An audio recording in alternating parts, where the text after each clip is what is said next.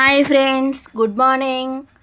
ఇవాళ మాఘ పౌర్ణమి కదా, దేవుడికి సేమియా కేసరి చేస్తున్నాను. కొంచెం చేస్తున్నాను, ఇంట్లో స్వీట్ ఎవరు తినరు, అందుకే దేవుడి వరకు నైవేద్యం కోసం కొంచెం చేస్తున్నాను. చిన్న గ్లాస్ సేమియా తీసుకున్నాను, అదే గ్లాసులో ఒక పంచదార తీసుకున్న అదే గ్లాస్తో. చూడండి, కొంచెం కళాయిలో నెయ్యి వేసుకొని వేపుకోవాలి, దోరగా వేపుకోవాలి. చూడండి, అదే దాంట్లోనే నేను కిస్మిస్ జీడిపప్పు కూడా వేసేసుకున్నాను. చూడండి, మంట సిమ్లో పెట్టుకొని వేపుకోవాలి. వేపుకొని అదే ఇంకో గిన్నె తీసుకొని ఆ గిన్నెలో ఒకటికి 2 నీళ్ళు వేసుకొని ఇంకో పొయ్యి మీద పెట్టుకొని మరగపెట్టుకోవాలి.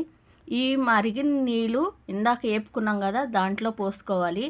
డైరెక్ట్గా చన్నీళ్ళు పోసుకోకూడదండి, మరగపెట్టి పోసుకోవాలి. సేమియాకైతే మనం బొంబాయి రవ్వ కేసరికి అయితే పోసుకోవచ్చు డైరెక్ట్గా, దీంట్లో అయితే పోసుకోకూడదు. చూడండి, వేనీళ్ళు పోసుకొని ఇది దగ్గరకు అయ్యేదాకా ఉడికించుకోవాలి. చూడండి, ఉడికించిన దాంట్లో ఒక యాలక్కాయ వేసుకున్నాను. కొంచెం చిన్న గ్లాసే కదా, ఒక యాలక్కాయ వేసుకున్నాను.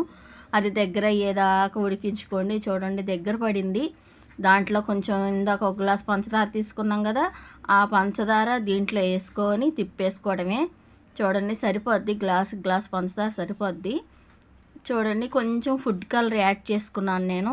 కొంచెం కలర్గా ఉంటుంది కదా, అందరూ ఈ మధ్యన ఫుడ్ కలర్ యాడ్ చేస్తున్నారు కదా, కొంచెం ఫుడ్ కలర్ యాడ్ చేసుకున్నాను.